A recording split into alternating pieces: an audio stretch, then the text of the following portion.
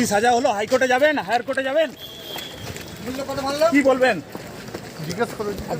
কি বলবেন? নিজের স্ত্রীকে খুন করে বাড়ির মধ্যে পুঁতে দেওয়ার মতন চাঞ্চল্যকর ঘটনার একমাত্র দোষীকে যাবজ্জীবন কারাদণ্ডের নির্দেশ দিল বাঁকুড়া জেলা দায়রা আদালত। 2015 সালে এক গৃহবধূ হঠাৎ নিখোঁজ হয়ে যাওয়ার ঘটনায় ব্যাপক চাঞ্চল্য ছড়ায় বাঁকুড়া এবং পূর্ব বর্ধমান জেলার শক্তিগড় এলাকায়। জানা গিয়েছে, বাঁকুড়ার আশ্রমপাড়ার বাসিন্দা পূজা বাউরির সঙ্গে 2015 সালে বিয়ে হয় পূর্ব বর্ধমানের শক্তিগড় এলাকার বেলনা গ্রামের বাসিন্দা মুকুল চাঁদ সেনের। বিয়ের পর থেকেই ওই গৃহবধূর উপর নির্যাতন শুরু হয় বলে অভিযোগ। 2015 সালের 7ই এপ্রিল হঠাৎই শ্বশুরবাড়ি থেকে ওই গৃহবধূ নিখোঁজ হয়ে যান। স্বামী মুলুকচাঁদ দাবি করেন, বাপের বাড়ি যাওয়ার নাম করে পূজা বাড়ি থেকে বেরিয়ে যায় আর ফিরে আসেনি।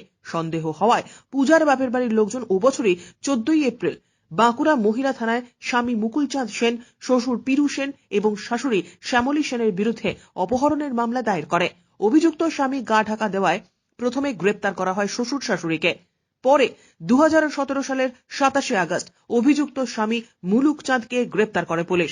পুলিশের জিজ্ঞাসাবাদের মুখে মুলুকচাঁদ স্বীকার করে স্ত্রীকে খুন করে পুঁতে দেওয়ার কথা।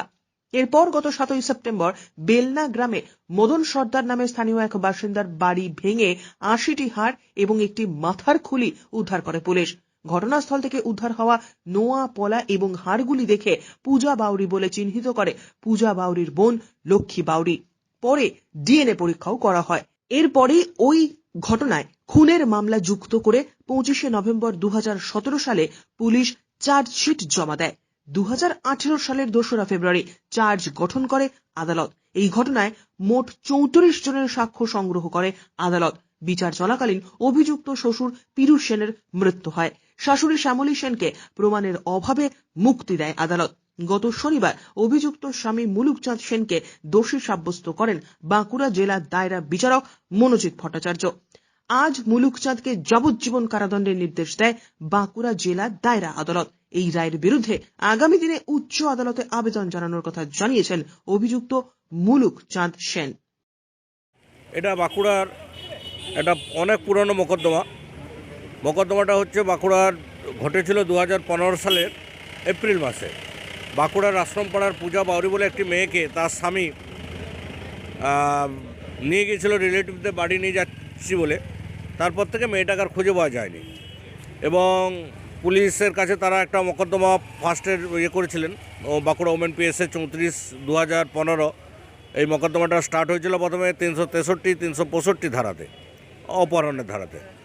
তারপর থেকে ছেলেটি তার স্ত্রী মিসিং হয়ে গেল, তার কোনো অ্যাক্টিভিটি দেখতে পাওয়া যায়নি, সে নিজেও অ্যাবসেন্ট করে গেল। পুলিশি তদন্তের পর তাকে 27/8/2017 তারিখে 27/8/2017 তারিখে তাকে অ্যারেস্ট করার পর তাকে যখন জিজ্ঞাসাবাদ করা হলো, জিজ্ঞাসাবাদের পর সে তদন্তে বিভিন্নভাবে মিসলিড করার চেষ্টা করছিল। পরবর্তীকালে magistrate, SP Bardhaman, OC Shaktigarh, Bankura মহিলা থানার ওসি বর্ণালী সরকার আয়ো এবং লোকাল পঞ্চায়েত সবার উপস্থিতিতে সে একটি বাড়ির ভিতরে একটা জায়গা ডিমার্কেশন করে দেয় চুন দিয়ে, এবং সে বলে যখন বাড়িটা তৈরি হয়নি, ঝোপঝাড় ছিল, সেই জায়গায় তার স্ত্রীকে মেরে সে পুঁতে দিয়েছিল। পরবর্তীকালে সেখানে একটা বড় বাড়ি তৈরি হয়ে গেছিলো।